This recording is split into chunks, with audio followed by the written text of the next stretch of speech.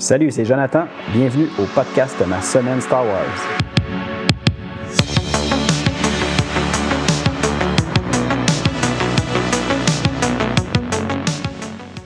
Hey, salut tout le monde! Bon retour au podcast Ma semaine Star Wars. Ça fait vraiment longtemps que je n'ai pas enregistré d'émission. On est présentement aujourd'hui le 5 janvier 2024, donc on a terminé la période des fêtes. Noël s'est passé, le jour de l'an est passé. Puis là, j'avais un peu de temps pour me permettre d'enregistrer un épisode. Puis, contrairement à ce que je vous avais dit la dernière fois, à l'épisode 42, je ne vais pas me lancer tout de suite dans le roman Raven, mais plutôt, je vais vous faire aujourd'hui, on va parler un peu du jeu vidéo Knights of the Old Republic. Dans cette série-là, il y en a eu deux. Il y a eu le 1 et évidemment le 2 qui s'appelait Sith Lords. Cette fois-ci, on va parler de Knights of the Old Republic, le premier. Puis tout simplement parce que ça va nous aider à comprendre un peu qu'est-ce qui va avoir transformé Raven pour le roman qu'on va lire ensuite. Mais avant qu'on aille dans notre sujet principal, je vais revenir un peu sur ce que j'ai fait dans les dernières semaines, parce que oui, effectivement, comme ça fait très longtemps qu'un épisode est sorti, ben, j'ai eu la chance de me lancer un peu dans plusieurs lectures, plusieurs choses que j'avais le goût de faire. Certaines étaient en lien avec Star Wars, d'autres pas du tout. Pour ceux que ça intéresse, juste comme ça, ben, j'ai décidé de me relancer dans la lecture des romans du Seigneur des Anneaux. La première fois que j'avais lu ça de ma vie, c'était quand j'étais au cégep, donc ça fait comme une vingtaine d'années, ça fait vraiment longtemps. Puis je les avais jamais relus, donc j'ai lu le premier, puis je peux vous dire que c'était, encore une fois, vraiment génial. J'en reviens pas à quel point que c'est des romans de qualité.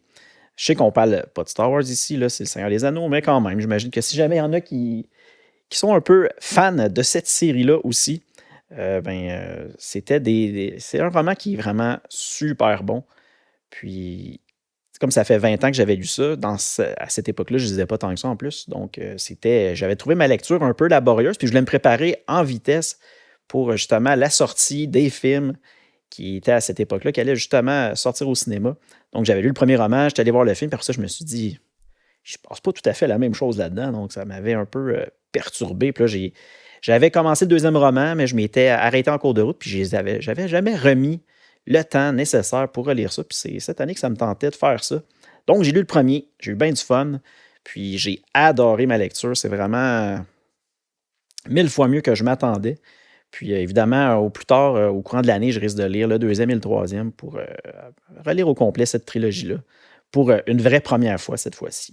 Sinon, je suis retourné un peu dans mes lectures que je faisais au tout début du podcast. Quand j'ai commencé à enregistrer les épisodes, tu sais, moi, de ce que j'étais en train de lire, ben, je lisais évidemment l'univers légende, sauf que je suis quand même plus avancé dans la ligne du temps. Les lectures que je faisais à ce moment-là se situaient après le troisième film, justement, la revanche des Sith. J'étais rendu à quelques romans un petit peu plus loin à partir de ce point-là dans la ligne du temps. Mais j'avais fait une pause, puis je m'étais lancé à lire pratiquement 100% les lectures pour l'épisode, pour le podcast. Puis là, j'avais le goût un peu d'y retourner parce que ça faisait plusieurs mois. Puis j'avais laissé, en plus, à ce moment-là, j'avais entamé la lecture d'une série jeunesse qui s'appelle Last of the Jedi. Puis j'avais lu, je crois, les 5 premiers romans. Puis là, ben, j'ai décidé d'aller compléter cette petite lecture-là pour lire les 5 suivants. Parce que si je ne me trompe pas, il y a vraiment 10 romans jeunesse dans cette petite série-là. C'est une série en anglais, par contre, ça n'a jamais été traduit, je crois. C'est peut-être possible qu'en ligne, certains groupes de traducteurs amateurs ont décidé d'en faire la traduction. Je n'ai pas fait de recherche, mais ça se pourrait très bien. Sinon, moi, évidemment, j'avais fait la recherche et l'acquisition de tous ces petits romans-là. Donc, je me suis lancé dans ceux qui me restaient à lire. Puis, je vous ai dit qu'il m'en restait 5, mais je crois, non, il m'en restait 6 finalement. Puis, les 6 que j'ai lus, ben, ça se nomme tout simplement Tangle Web. Ça, c'est le numéro 5, si je ne me trompe pas. Ensuite, le 6, c'était Return of the Dark Side. Le 7e, Secret Weapon. Le 8e, c'était Against the Empire. Le 9e, Master of Deception. Puis finalement, le dernier, Reckoning. Pour faire une petite histoire courte, si on veut, évidemment, sans spoiler, je ne vais même pas vous parler nécessairement de l'histoire, Mais dans cette série-là de romans jeunesse, c'est écrit premièrement par une auteure que j'adore, qui a fait d'autres séries jeunesse. Son nom, c'est Jude Watson. Puis, ce qu'il faut comprendre, c'est que dans les autres séries jeunesse que j'avais lues de cet auteur-là, qui est la série Jedi Quest, qui se passe, je vous dirais, au temps de Anakin Skywalker avec Obi-Wan Kenobi quand il était en son Padawan, puis ils ont eu comme plusieurs missions, puis il y avait une série qui était sortie du nom, comme je vous dis, de Jedi Quest. Puis j'avais quand même bien apprécié cette série. Une autre série, si je ne me trompe pas, qui est seulement en anglais, par contre. Puis aussi, l'autre série que j'avais lue en premier, qui là, on recule encore un petit peu plus loin dans le temps, c'était en lien avec Qui-Gon Jinn et quand son apprenti était Obi-Wan Kenobi. Puis je vous dirais que celle-là, c'est ma série préférée jeunesse. Là. Je crois que c'est Les Apprentis Jedi, si je ne me trompe pas, le titre de cette série-là. Tant qu'à moi, c'est un chef-d'œuvre. Là. Il y a 18 ou 20 romans jeunesse. Je crois qu'il y en a 18 plus deux romans spéciaux. Puis c'est vraiment une excellente série. Puis encore une fois, la plupart écrits par Jude Watson. Donc, pourquoi je vous mentionne ça? C'est tout simplement que dans la série Last of the Jedi que j'ai complété pendant le temps des fêtes, ben, il y a plusieurs personnages secondaires qu'on retrouvait dans les autres séries qui reviennent dans cette série-là, évidemment. Puis il y a même certains personnages qui deviennent notre personnage principal, tout simplement parce qu'on le sait où est-ce qu'on est rendu. Ben, Anakin Skywalker, spoiler, ben, c'est rendu Darth Vader.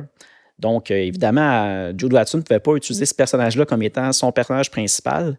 Puis, en plus, Obi-Wan Kenobi, ben, il est présentement, si on veut, caché sur Tatooine, du moins à surveiller le futur Luke Skywalker. Donc, c'est pour cette raison-là qu'il ne se retrouve pas vraiment dans cette série-là. Je sais que Obi-Wan, il est un petit peu au début, seulement, j'imagine, pour nous aider à faire la transition vers le personnage principal de la série Last of the Jedi, qui est quand même, après réflexion, après avoir fait toutes ces lectures-là, je considère quand même que la série est mieux que je m'attendais, parce qu'au début, j'étais un peu craintif, justement, parce que là, on allait tomber sur un personnage secondaire que je connaissais pas tant que ça. Puis là, je me demandais si vraiment ça allait être intéressant et pertinent à lire, mais finalement, oui. J'ai apprécié ma lecture, c'était quand même le fun. Puis évidemment, je vous recommande cette lecture-là. Évidemment, nous, de notre côté, on va y venir éventuellement à cette série-là. Je dis éventuellement, mais c'est quand même très, très loin, surtout que nous, on est encore au tout début de la ligne du temps de Star Wars Univers Légende. Donc, c'est pour ça que ça ne sera pas tout de suite qu'on va regarder ça. Sinon, autre chose que j'ai fait durant le temps des fêtes, ben, j'ai regardé un petit documentaire sur Disney+, qui s'appelle Sous le casque, l'héritage de Boba Fett. C'était tout simplement un petit documentaire là, très, très, très, très simple sur le personnage Boba Fett, du moins l'incarnation qu'on a vue de ce personnage-là dans les films, puis en plus comment qui est devenu aussi populaire du jour au lendemain, pourtant avec très peu de temps à l'écran. Mais les fans sont devenus vraiment super accros à ce personnage-là. Puis c'est un peu ce qu'on voit dans ce documentaire-là. Donc, je répète le titre. Ça s'appelle Sous le casque, l'héritage de Boba Fett. C'était quand même bien. Peut-être pas aussi bien que le dernier documentaire que je vous avais mentionné dans les autres épisodes, mais quand même, c'est intéressant. Si vous êtes curieux et vous voulez connaître un peu qu'est-ce qui s'est passé dans le temps avec ce personnage-là, puis de quelle façon il est devenu populaire à ce point-là, c'est un bon petit documentaire à regarder. Sinon, dans les réceptions, ben, j'ai été très, très, très calme. Puis vous allez voir dans les prochains mois, prochaines semaines, je n'aurai pas énormément de réceptions de livres. Là. Je vais essayer de diminuer un peu mes dépenses de ce côté-là. Puis de toute façon, vie très occupée présentement, d'autres dépenses. Donc, je ne peux pas autant m'investir dans mes achats de Star Wars, mais quand même, de temps en temps, je vais m'en permettre un petit roman. Puis cette fois-ci, ben, je me suis fait livrer le dernier roman qui est sorti il n'y a pas très, très longtemps, traduit en français, qui s'appelle Star Wars, c'est la Haute République, là, excusez-moi, la ligne du temps, évidemment, le Star Wars canon de Disney. Puis, à l'époque, justement, comme je vous disais, de la Haute République. Le titre, c'est Cataclysme. Puis, l'auteur qui a écrit ce livre-là, c'est Lydia Kang. Évidemment, ça se passe dans l'ère de la Haute République, qui est encore là 200 ans, si je ne me trompe pas. Je ne sais pas si celui-là, c'est 200 ans ou 300 ans en arrière avant les films de la menace fantôme et tout ça. Mais c'était le dernier qui était sorti en français chez Pocket. Donc, évidemment, comme je veux avoir tous les romans de Star Wars en français, ben, je me le suis procuré, puis j'ai reçu ça il y a quelques jours. Donc, bien content d'avoir reçu ça. Ça ne sera pas tout de suite que je vais le lire, évidemment, parce que là, je crois que je vais me remettre à lire un peu plus de romans de l'univers légende pour le podcast, parce que j'ai pris un peu de retard vu que je me suis permis d'aller lire d'autres choses. Puis, ben là, je vais me relancer là-dedans. Puis, comme je vous l'ai mentionné auparavant, les épisodes ne seront pas nécessairement à chaque semaine. Là. Il va y avoir des fois des délais de 2-3 semaines entre chaque épisode. On va y aller selon la vitesse que je peux mettre et le temps que je peux mettre plutôt sur ces lectures-là. Mais je vous invite quand même à poursuivre à écouter l'émission. Je vais continuer à vous livrer des épisodes de temps en temps. On n'en fera peut-être pas autant que l'année dernière. J'ai peut-être vu grand un peu en faisant l'émission. Puis là, en plus, avec tout ce qui se passe au niveau de ma vie personnelle, je suis très occupé, donc j'ai un peu moins de temps. Mais quand même, c'est mon petit hobby. C'est quelque chose que je veux continuer à faire. J'aime bien ça. Donc, je vous invite à rester avec moi. Puis, on va continuer à avancer dans la ligne du temps. Donc, je crois que ça fait un peu le tour de ce que j'ai fait dans les dernières semaines, puis pendant mon temps des fêtes. Évidemment, avant de poursuivre, ben, je voulais prendre le temps de vous souhaiter à tout le monde ben, une bonne année 2024. Comme je vous dis, continuez à partager l'émission, continuez à en parler alentour de vous. Moi, c'est sûr que je suis très content quand je vois qu'il y a des nouvelles personnes qui semblent télécharger les émissions et les écouter. Donc, c'est vraiment le fun. Ça m'encourage à continuer. Puis aussi, n'hésitez pas à peut-être m'écrire par courriel si vous avez des commentaires ou juste me dire salut, moi je vais être bien content. Puis si jamais vous avez quelque chose que vous voulez que je partage dans l'émission, ben dites-le moi, puis ça va me faire plaisir de le mentionner dans les prochains épisodes. C'est sûr que tu sais, le podcast Ma Semaine Star Wars, c'est vraiment juste moi qui parle. Donc c'est un peu particulier, j'ai pas d'invité. Moi, c'est plus comme il faut voir ça un peu comme un journal. Là, je vous montre un peu ce que je lis. Puis, je vous fais des gros résumés, peut-être un peu longs des fois, mais tu sais, si c'est trop long, c'est le genre de commentaire que j'aimerais savoir là, par courriel, me dire peut-être faire ça moins intense, il n'y aura pas de problème. Mais tu sais, moi, c'est parce que ça m'amuse quand même, là, ça me permet de décortiquer les lectures, puis j'ai jamais autant bien compris les histoires depuis que je prends le temps de faire mes propres résumés, puis d'essayer de bien comprendre tout ce qui se passe, donc c'est quand même le fun. Puis comme je vous disais tantôt, aujourd'hui à l'émission, ben, on va y aller avec... je vais vous faire un peu un résumé du jeu Knights of the Old Republic, le premier qui était sorti. Puis, tu sais, c'est un peu ce qui était considéré à l'époque comme le canon au niveau de l'univers légende là, de ce jeu-là. Parce que, tu sais, vu que ça reste un jeu vidéo, évidemment, il y a plusieurs possibilités, vu que c'est le joueur qui décide de ce qui se passe. Donc, je vais de toute façon vous expliquer un peu plus en détail avant de commencer le résumé tantôt. Donc, on va y aller maintenant avec notre sujet principal. À tout de suite.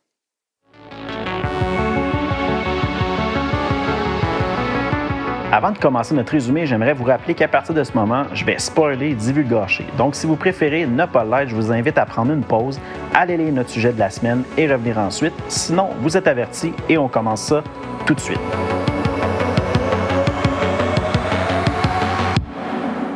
Donc, résumé du jeu Knights of the Old Republic. Ce jeu-là a été développé plutôt par BioWare, puis BioWare plutôt, hein, je vais le prononcer de la bonne façon.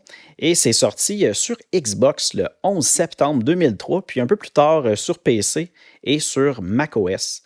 Donc, ça fait quand même très longtemps, ça fait 20 ans, finalement, 20 ans que ce jeu-là est sorti. Je sais qu'on parle depuis plusieurs mois d'un possible remaster. Moi, je me suis procuré ces jeux-là récemment sur Switch parce que je sais qu'ils ont sorti comme des versions. C'est pas du tout rehaussé ou remastered qui disent dans le jargon, mais c'est plutôt juste un portage pour que ça soit fonctionnel sur Switch. J'ai commencé une partie justement avec le premier Knights of the Old Republic, mais je suis vraiment pas avancé très loin. J'ai pas beaucoup de temps pour gamer ces temps-ci, pour jouer. Donc, j'ai mis ça de côté. Mais je me suis dit, pour bien apprécier nos prochaines lectures, puis vu que ça se passe à ce moment-là dans l'univers légendes de Star Wars, ben, je me suis dit que j'allais quand même me spoiler complètement, puis aller regarder sur YouTube un espèce de let's play, mais c'est plus, ils appellent ça des fois un movie, qui ont fait à partir du jeu. Ça veut dire qu'on a dans ces vidéos-là 100% des interactions qu'on a avec les NPC. Donc, on voit les cinématiques, on voit les échanges quand on parle avec justement les personnages non joueurs, là, les NPC. Puis, on voit les discussions, tout ce que l'utilisateur, le joueur plutôt, va cliquer pour choisir comme choix de conversation. Donc, on a le droit à toute l'histoire du jeu, mais je vous le dis, ça fait des vidéos quand même très longues. Si vous êtes curieux et vous allez fouiller un peu sur YouTube, je vous dirais que pour le premier jeu, moi, ce que j'ai vu, selon moi, c'était une vidéo d'environ 5-6 heures. Évidemment, je n'ai pas vu ça d'un coup, je l'ai écouté en plusieurs parties. J'ai fait justement ça un peu dans le temps des fêtes.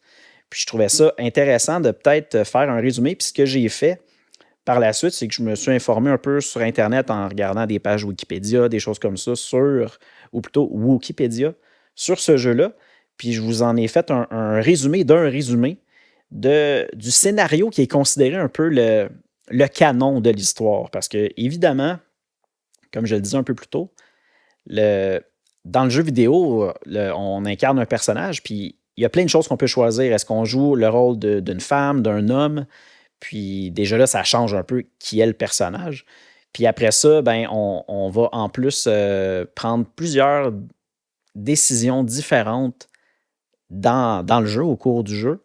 Puis à certains moments, ben, ça va nous faire aller dans une direction autre. Puis même la finalité au niveau de comment que le jeu va se conclure, ben, ça peut changer complètement le fil de l'histoire. Donc, le résumé que je vais vous faire aujourd'hui, c'est un résumé qui est considéré officiel, si on veut, de la ligne légende. Puis c'est un peu comment que le jeu doit être joué pour qu'après ça, on considère que c'est ça l'histoire qui a été retenue pour après ça, dans la ligne du temps, on puisse poursuivre l'aventure avec les futurs romans, les comics et tout ça.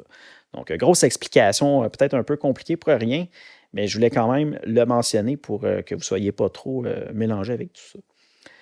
Donc, ça commence comme ça. On est en 3956 avant la bataille de Yavin. On voit que la République est sur le point de s'effondrer. Ça va vraiment pas bien.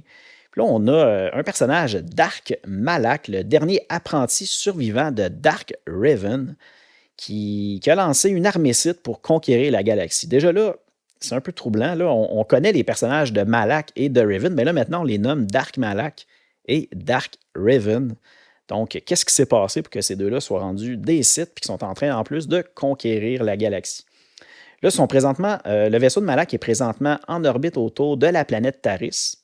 Le vaisseau Ender Spire est victime d'une attaque surprise de la flotte Sith. Puis là, à ce moment-là, on a notre héros de l'aventure qui se réveille à bord de ce vaisseau-là, qui est justement présentement attaqué. Puis avant de se réveiller, ben, il était en train de faire un espèce de cauchemar où il voyait un combat entre des Jedi et un grand seigneur Sith. Donc, c'est un peu comme ça que notre aventure commence dans le jeu.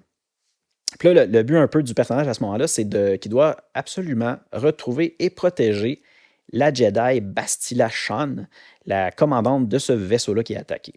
Puis pendant ce moment-là dans l'histoire, ben, il est aidé par Carte Onassi. Puis là, je ne sais pas si vous vous rappelez, dans la série de comics Knights of the Old Republic, bien, c'est un personnage qu'on a croisé à plusieurs reprises. C'était un officier, justement, de la République qui venait un peu se mêler de temps en temps dans l'histoire des Knights of the Old Republic. Puis là, ben, on le retrouve justement à bord de ce vaisseau-là. Puis Cartonassi, ben, c'est un officier qui l'informe, notre personnage principal, que finalement, Bastila Shan a quitté le vaisseau. Puis là, juste avant la destruction du vaisseau, les deux réussissent à quitter le vaisseau à bord d'une capsule de sauvetage, puis ils rejoignent la surface de la planète Taris. Donc, on quitte le vaisseau, puis on se retrouve sur la planète. Les deux hommes partent à la recherche de Bastila, évidemment, puis ils doivent aussi trouver un moyen de quitter cette planète-là, parce que vu qu'ils sont arrivés en capsule de sauvetage, bien, ils sont pas mal pris sur la planète. Puis là, dans la ville basse, il rencontre un mercenaire mandalorien, un vétéran des guerres mandaloriennes du nom de Canderus Ordo. Puis lui, c'est le seul qui peut aider notre héros et son acolyte. C'est le seul qui peut les aider à fournir un moyen pour fuir la planète qui est présentement attaquée par les Sith.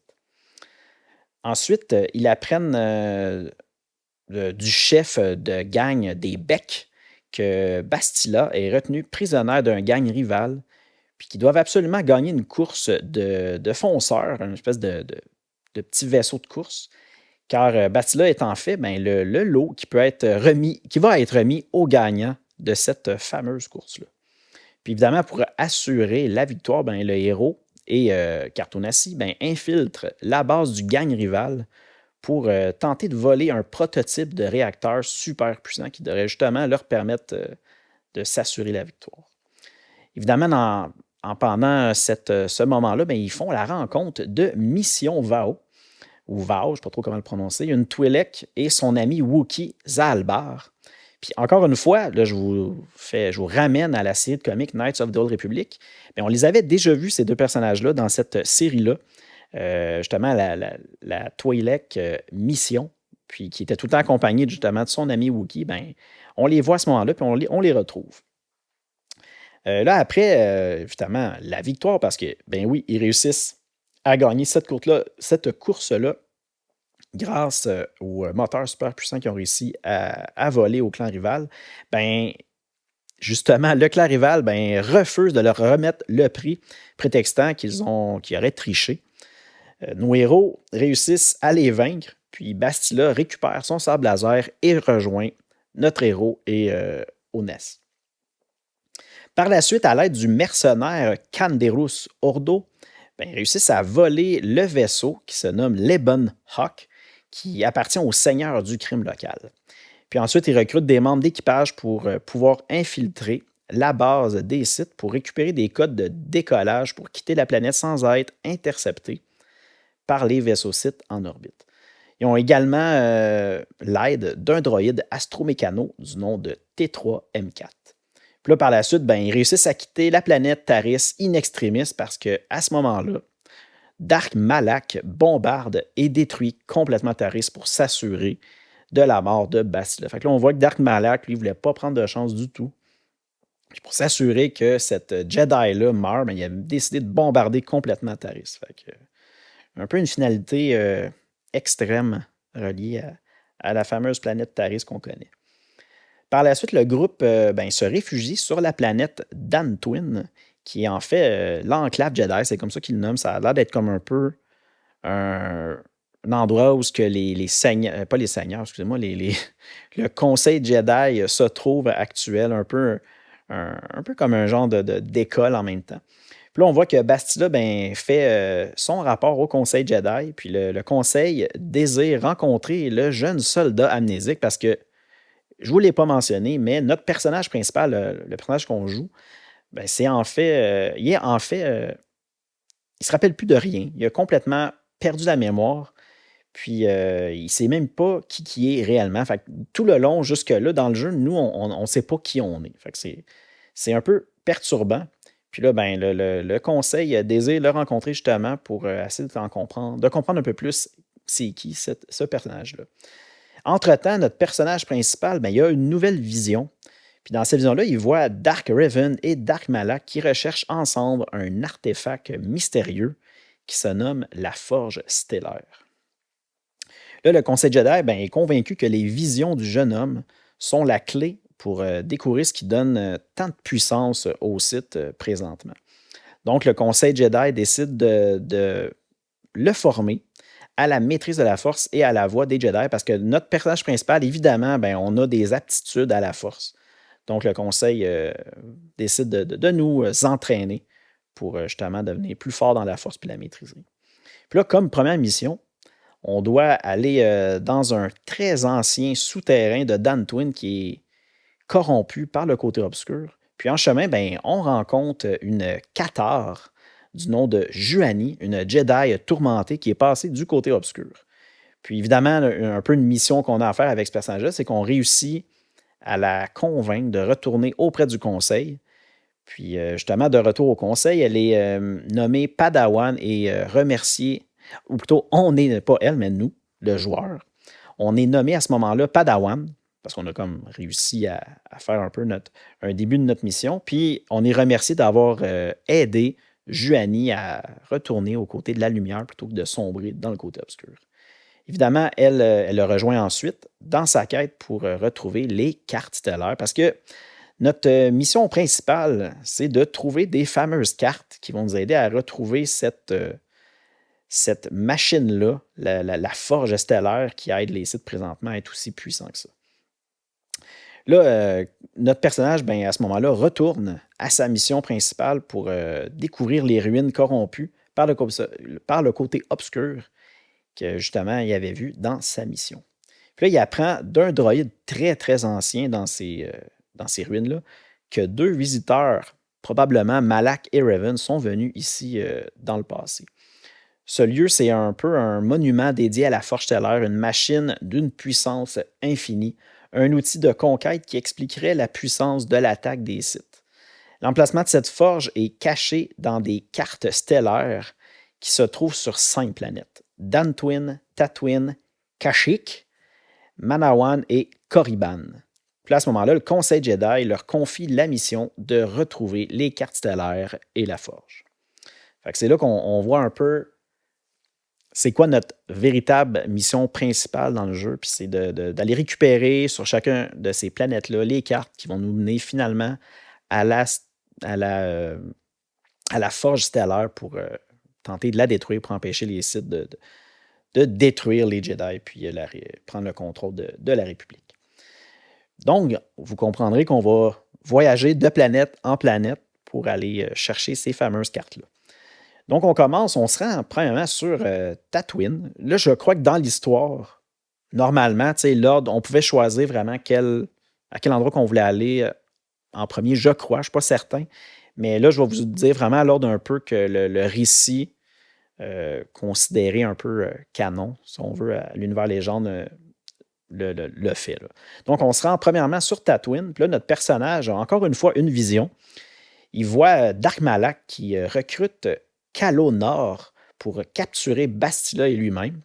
Donc, une fois arrivé sur la planète, ils apprennent que celle-ci est exploitée principalement par la corporation Zerka, un groupe industriel répandu dans la galaxie. Ils sont la proie à ce moment-là d'attaques répétées par une tribu d'hommes des sables. Puis là, quand je dis ils sont, c'est vraiment la corporation Zerka.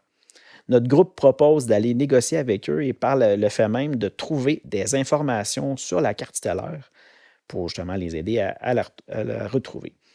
Puis pour réussir à faire ça, ben, ils réussissent à infiltrer la tribu et apprennent que la carte se trouve dans les ruines d'un temple sur Tatooine.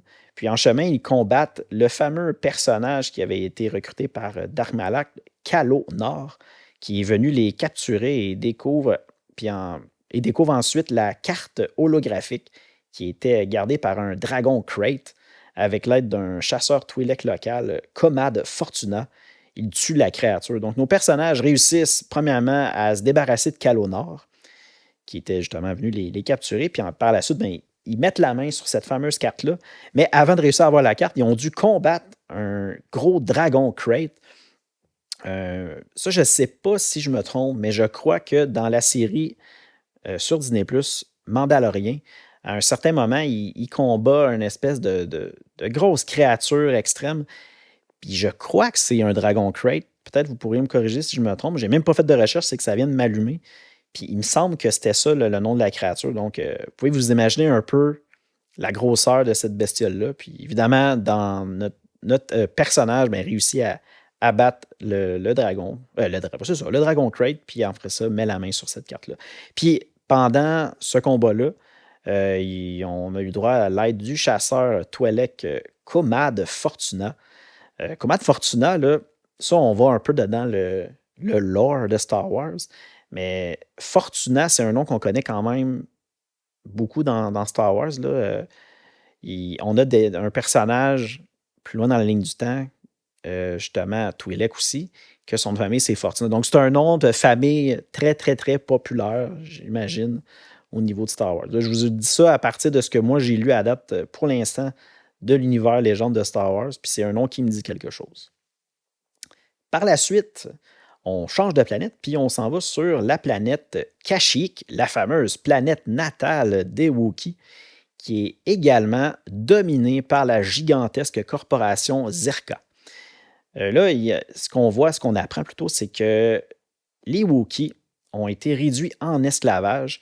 Puis Zalbar, qui est capturé par son frère. Puis là, on voit que Zalbar, c'était l'ami Wookiee du personnage Mission, qu'on avait vu dans les séries de comics que je vous ai parlé plus tôt. Ben, on comprend finalement que ce Wookiee-là vient d'être capturé par son frère, Shundar, qui a pris le pouvoir et livre son peuple à la corporation Zerka. Il rencontre aussi à ce moment-là notre personnage principal, Jolee Bindo, un consulaire Jedi exilé vivant en ermite sur cette planète-là. Puis là, comme il semble savoir où se trouve la carte stellaire, le Jedi décide de se joindre à nous pour poursuivre notre aventure à ce moment-là. Par contre, le groupe doit l'aider à se débarrasser, sans violence bien sûr, vu que c'est un Jedi, d'un groupe de braconniers. Puis, c'est un peu la condition qu'il leur dit, si vous voulez que je me joigne à vous, aidez-moi à aller se débarrasser de ces braconniers-là, mais évidemment sans violence. Donc, un peu la tentation de voir est-ce qu'on va y aller du côté gentil de la force ou du côté obscur. Donc, vous voyez qu'à ce moment-là, évidemment, j'ai l'impression que dans le jeu, on aurait le choix d'y aller par la violence ou pas. Mais là, comme la ligne du temps considérée canon pour le jeu vidéo, on va y aller sans violence, évidemment. Là, une fois que cette tâche est accomplie, on réussit à désactiver les boucliers pour nous permettre de récupérer la carte et ensuite, évidemment, libérer Zalbar avec l'aide de son père, parce que oui, son père, Frère, était là. Puis à ce moment-là, on réussit à libérer Zalbar, puis on quitte la planète avec la carte stellaire en notre possession. La carte stellaire en notre possession. C'est sûr que je vous fais des résumés très, très rapides de ce qui se passe sur les planètes, parce que quand même, pour une affaire de vidéo qui durait 5 heures, puis qu'en temps de jeu, des dizaines d'heures, c'est sûr que je coupe les coins ronds beaucoup, mais c'est pour vous donner une idée, en pas trop de temps, de ce qui se passe un peu dans cette histoire-là. Ensuite, en chemin vers la prochaine planète, la planète Mannan, notre héros a encore une fois une vision de Dark Malak qui demande à Dark Bandon de retrouver les Jedi et la carte stellaire. La carte stellaire est située sous l'eau parce que la planète Mannan, c'est une planète pratiquement recouverte complètement d'un océan. Donc, l'action et l'aventure vont se situer pas mal sous l'eau pour cette planète-là. Notre groupe apprenne que Roland Wan, l'ambassadeur de la République des Selkat, ça c'est l'espèce de cette planète-là, détient des renseignements qui pourraient les aider.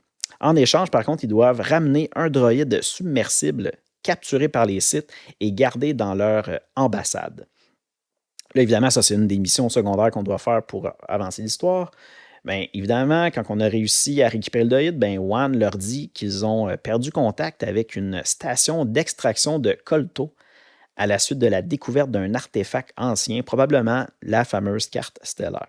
Donc là, notre groupe décide de se rendre et confronte Dark Bandon qui leur barre la route. Ça, c'était justement le personnage que notre personnage principal avait vu dans sa vision. Donc, on réussit à se débarrasser de Dark Bandon, puis en même temps, on trouve ensuite la carte stellaire avec l'aide de 2 scientifiques qui étaient restés sur cette station-là. Là, en quittant Mannan, le vaisseau Lebenhawk est capturé par le vaisseau de l'amiral Saul Karat, l'ancien mentor de Cartoonassi. Donc, et oui encore, on voit maintenant un autre personnage de notre série de comics Knights of the Old Republic, Saul Karat, qui est en plus, comme je le disais, l'ancien mentor de Carte Onassi. Puis là, on voit que Saul leur apprend que l'Académie Jedi de Dantooine vient tout juste d'être détruite.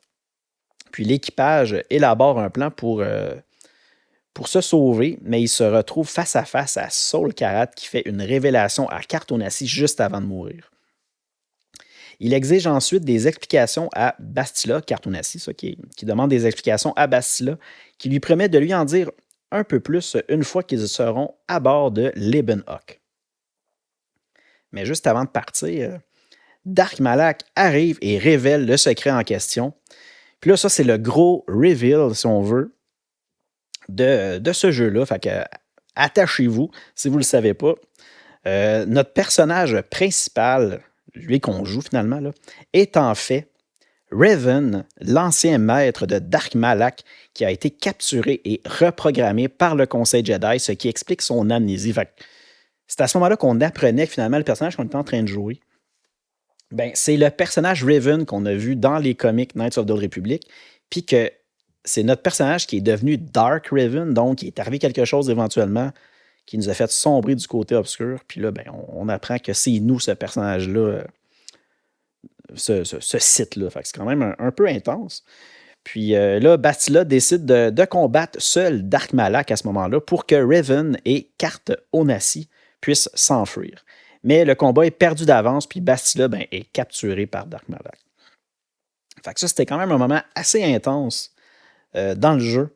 Puis, comme je vous dis, il s'en passe des choses dans ce jeu-là. Par la suite, l'équipage de Lebenhawk part à la recherche de la dernière carte stellaire qui se trouve sur Korriban. Ça, Korriban, c'est évidemment l'ancienne planète Sith, où on avait plein de tombeaux Sith. On l'a vu souvent dans les comics qu'on a déjà eu dans le passé.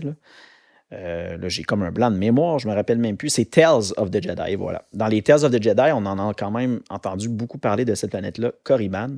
Puis là, ben, on se trouve à aller faire un tour sur la planète pour trouver une autre carte stellaire.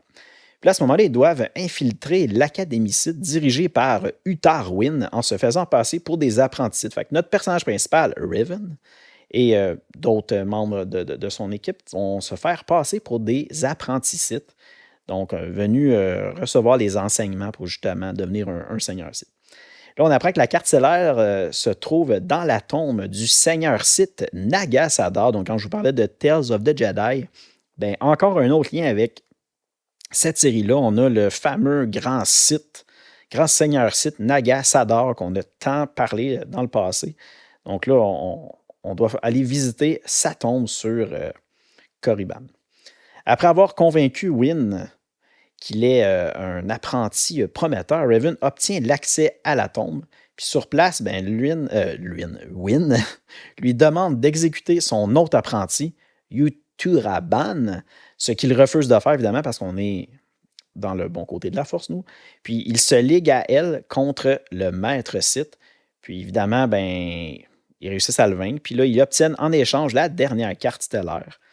Puis là, une fois les 4 cartes rassemblées, ben, ils apprennent l'emplacement supposé de la fameuse forge stellaire qui se trouve dans le système Léon.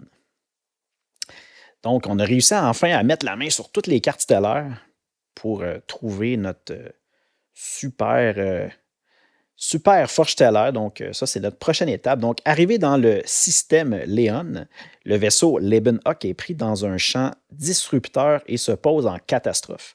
Puis juste avant de s'écraser, ben, Carte Onassi a le temps d'envoyer les coordonnées du système à la République pour justement demander de l'aide. Puis là, on voit que Raven et son équipe découvrent les habitants de cette planète. Bien, les habitants, c'est des Rakata. Là, on s'en va encore plus loin en arrière. Je ne sais pas si vous vous rappelez, au tout début du podcast, on avait parlé d'un roman suivi de 3 arcs de bande dessinée, de comics, puis qui était l'Aube des Jedi, ou en français de France, je pense que c'est la Genèse des Jedi. Ben, les gros méchants de cette série-là, c'était les Rakata. Puis là, ben, on arrive sur une planète où il y a plein de Rakata, donc on retombe sur ces extraterrestres-là qu'on n'a pas vu très, très souvent dans Star Wars. Donc, c'est quand même intéressant de voir ça. Puis là, les Rakata, ben, on apprend qu'ils sont divisés en 2 clans sur la planète. Il y a les anciens qui veulent restaurer la puissance de l'Empire infini. Ça, c'était vraiment le nom de cette civilisation-là, de ce peuple-là, les Rakata. Puis, comme je disais tantôt, ben, c'est l'Aube des Jedi, la série en question. Et c'est eux qui sont les constructeurs de la fameuse forge stellaire, les Rakata. Puis l'autre clan, si on veut, sur cette planète-là, c'est les Rakata noirs, qui sont en fait des barbares avec qui les anciens sont en guerre. À ce moment-là, Raven libère des anciens qui ont été capturés par les barbares et par la suite, ben, ils obtiennent le droit d'entrer dans leur temple où se trouve la source du champ disrupteur qui protège la forge stellaire. Juani et Jolly Bindo, qui sont des personnages qui se sont joints à Raven et son équipe, ont une vision de Raven qui est en danger. Puis à ce moment-là, ils décident d'aller le rejoindre dans le temple des Rakata. Puis là, il découvre à ce moment-là Basti-Lachan qui a basculé au côté obscur après avoir été torturé par Dark Malak. Évidemment, ils réussissent à la vaincre, puis là, à ce moment-là, ben, elle s'enfuit justement de cet endroit-là. Donc, elle n'est pas morte, elle a réussi à s'enfuir. Après avoir capturé, non, excusez-moi, après avoir coupé le générateur de champ, ben, il retourne au vaisseau Lebenhawk et attaque la Forge stellaire. Puis évidemment, à ce moment-là, il contacte l'amiral Forn Dodona et le maître Jedi Vandal Tokari de la République. Puis là, comme Basti-Lachan maîtrise la méditation de bataille, bien, les deux leaders décident d'une attaque désespérée contre la Forge stellaire pour donner le temps nécessaire à Lebenhawk de l'aborder, par surprise évidemment.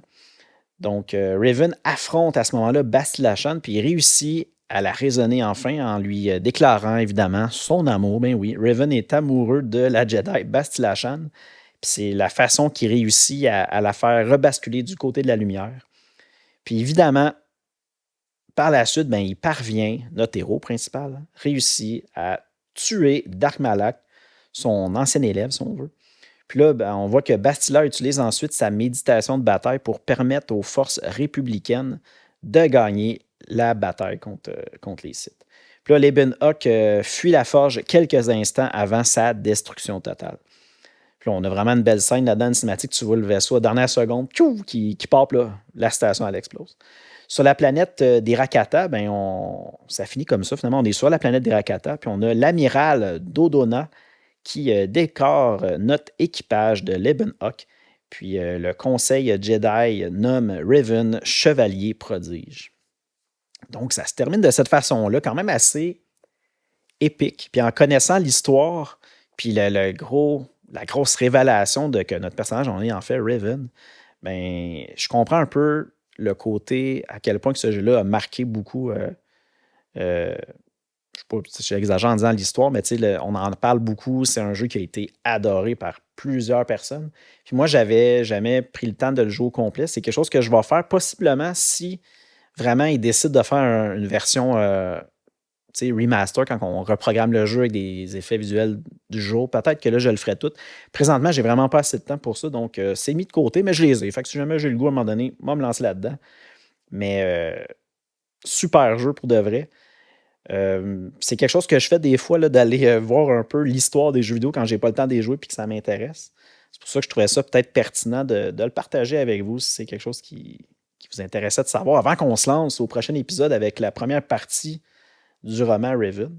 Mais évidemment, comme je le fais pas mal tout le temps, j'essaie de sortir tout le temps comme soit une scène qui me marquait un peu plus dans les romans ou dans les comics, mais cette fois-ci, ça va être dans le jeu. Puis évidemment, c'est le gros reveal de pourquoi qu'on est amnésique. On est qui nous réellement. D'apprendre que t'es Raven, c'est comme tellement un gros personnage que c'est quelque chose que je crois que beaucoup de joueurs s'en attendaient pas là, quand c'est arrivé.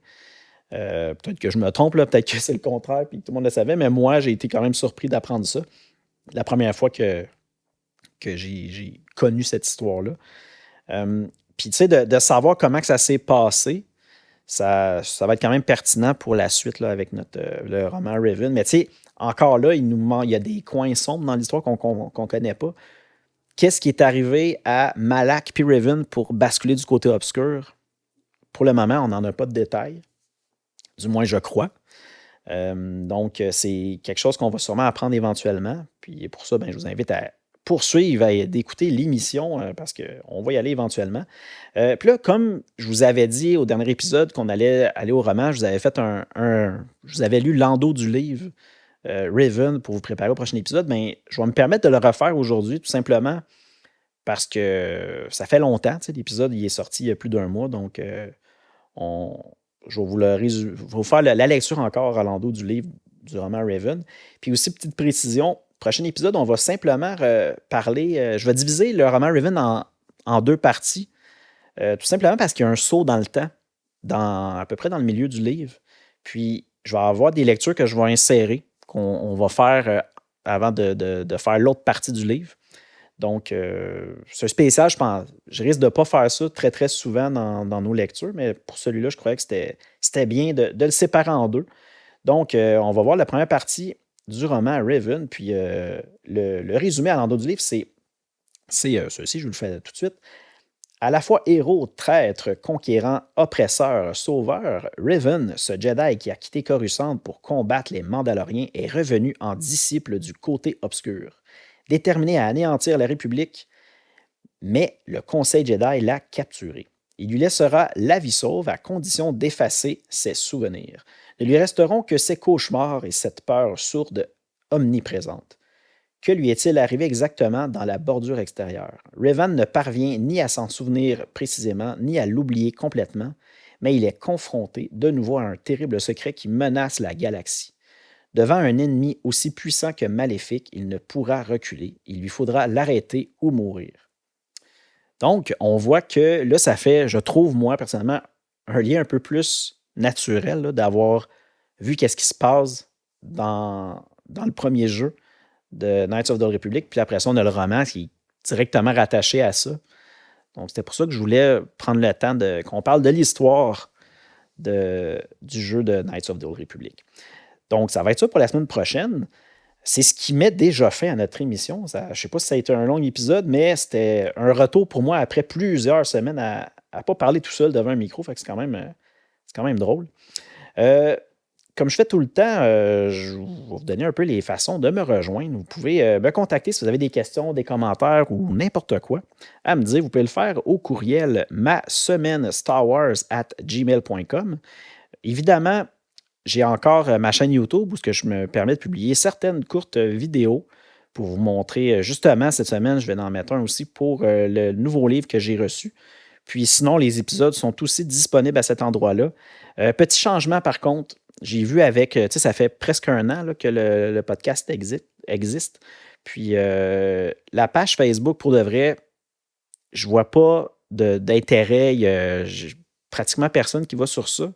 Puis je me suis dit que j'allais plutôt mettre mon temps sur quelque chose qui vaut plus la peine. Puis je vais continuer à publier sur Instagram parce que ça, je trouve qu'il y a un peu plus d'interaction. C'est une plateforme que j'apprécie quand même bien. Donc, pour l'instant, je crois, je vais fermer la page Ma Semaine Star Wars, Ma Semaine SW sur Facebook, puis je vais me concentrer à Instagram. Donc, il va rester Ma Semaine SW sur Instagram. Je vous invite à aller vous abonner si vous ne l'avez pas encore fait. Puis à cet endroit-là, je publie des fois juste mes lectures en cours. Je mets des petites photos avec juste une petite information pour vous dire ce que je suis en train de lire. C'est pour le fun. Puis aussi, évidemment, vous allez être mis au courant quand il y a un nouvel épisode à cet endroit-là. Puis si jamais vous voulez échanger avec moi, il y en a certains qui le font, c'est le fun. J'aime ça, avoir des fois des petits commentaires ou des petits échanges. C'est agréable. Donc, je vous invite à aller faire un tour là. Puis sinon, évidemment, l'émission est disponible sur Apple Podcasts, Google Podcasts, Spotify, iHeartRadio, Deezer, TuneIn, Amazon Music et Audible. Donc, merci beaucoup d'être de retour. Puis, j'espère que vous avez apprécié l'émission. Évidemment, comme je vous dis tout le temps, allez lire du Star Wars, écoutez du Star Wars. Puis nous, on se dit à très bientôt. Salut!